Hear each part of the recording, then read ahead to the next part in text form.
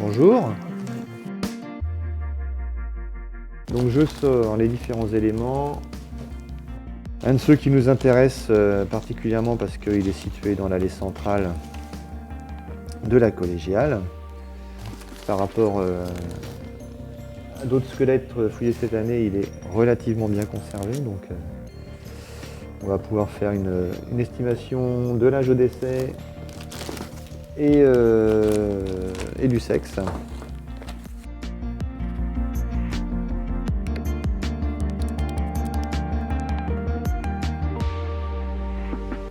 Qu'est-ce qu'on fait sur un squelette voilà, une fois qu'on l'a découvert, donc on l'a prélevé voilà, par partie anatomique, histoire de ne pas mélanger les différentes parties anatomiques, ça aide au traitement post-fouille. On va d'abord le laver, ça c'est fait, voilà, et ensuite réensacher l'ensemble des éléments osseux dans des sacs séparés. Ensuite, la première étape, c'est de faire l'inventaire de ce qui est conservé.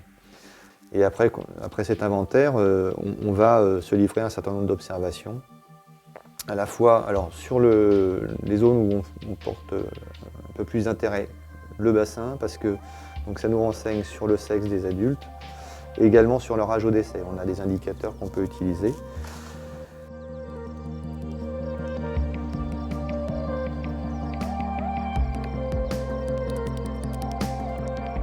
Alors, que peut-on dire de ce squelette? Donc, c'est un adulte. Pour la datation, on va se servir de la céramique découverte dans la sépulture et également on fera des datations radiocarbone.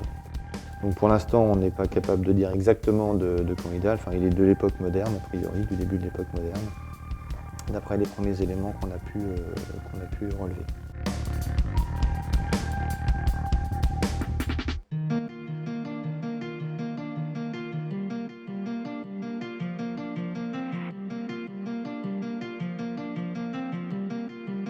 Pour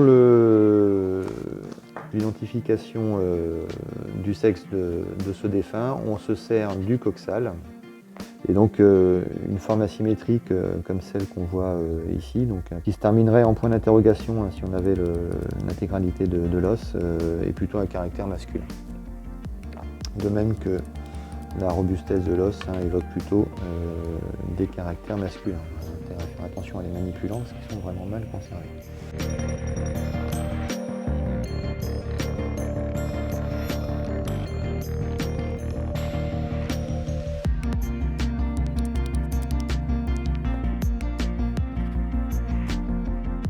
Alors cet os il présente une difficulté, enfin celui-là, une difficulté particulière pour l'estimation du sexe et les mesures qu'on peut prendre parce qu'il a sur sa partie inférieure ici toutes les marques d'un os pathologique. Donc on a voilà, une croissance osseuse exubérante sur les parties de l'os qu'on appelle donc l'ischyum et le pubis.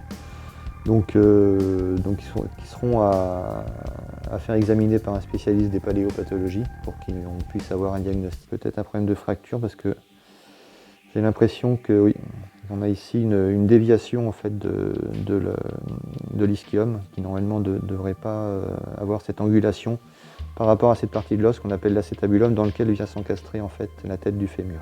Et du coup, bon, comme il n'y a pas eu de réduction de la fracture et voilà, d'intervention comme on pourrait avoir de nos jours, intervention chirurgicale ou en tout cas d'un médecin, on a une reconstruction qui s'est faite de manière un peu anarchique. En observant cette partie de l'os qu'on appelle la surface auriculaire, donc c'est une articulation osseuse qui est non mobile et qui va avoir tendance à se dégrader.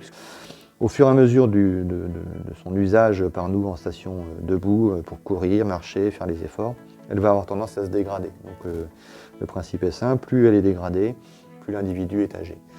Estimation qui va être plus ou moins précise, parce qu'évidemment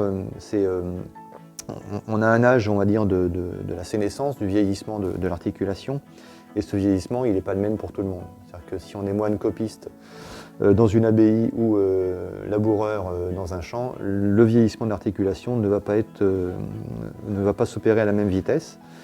Mais au moins, ça nous donne quelques indications. Et des fois, donc, on peut dire entre 20 et 29 ans, par exemple, pour l'âge au décès, ou entre 29 et 49 ans. Voilà. Donc c'est pas forcément très précis, mais ça nous donne des grandes indications et ça nous permet de positionner nos individus pour savoir s'ils sont plus ou moins âgés. On se sert également à Loche de ce qu'on appelle la sémantochronologie. Donc là, on va utiliser une dent qu'on va envoyer à des collègues à Caen qui vont couper la dent et compter les anneaux de sément. Alors le sément, c'est une matière qui se dépose sur le pourtour de la racine de la dent. Et en fait, bon, c'est un peu comme pour un arbre. Chaque année, nous déposons une nouvelle couche de sément sur notre racine dentaire. Donc après coupe de la dent, on peut sous microscope compter les anneaux de sément. Et donc là, l'avantage, c'est qu'on a un âge dit chronologique, et plus un âge du vieillissement. C'est-à-dire que qu'on soit moine copiste ou paysan laboureur, tout le monde va mettre un anneau de sément chaque année autour de sa dent. On peut voir également sur les dents, alors je ne sais pas si ça va apparaître sur la vidéo, mais là en l'occurrence on voit ce qu'on appelle des hypoplasies de l'émail, des petites lignes un peu plus brunes qu'on voit sur la base de la dent ici. Alors ces petites hypoplasies en fait c'est ce qu'on appelle des indicateurs de stress. Alors de stress, c'est pas le stress je suis stressé, hein, voilà. C'est un stress qui peut être lié à de la malnutrition, à une maladie, enfin, quelque chose qui a retardé la croissance. Et donc l'émail qui se forme pour cette canine dans les premières années de la vie de l'individu marque ici avec ces défauts de croissance de l'émail des stress subis par l'individu au moment de sa croissance dans son jeune âge. Voilà. Ici on voit une carie par exemple, hein. Sur cette molaire on voit le petit point noir, voilà, ça c'est une carie. Voilà. Tout ça, ça nous donne des indications sur l'état sanitaire général de l'individu, outre les pathologies dont on a parlé précédemment.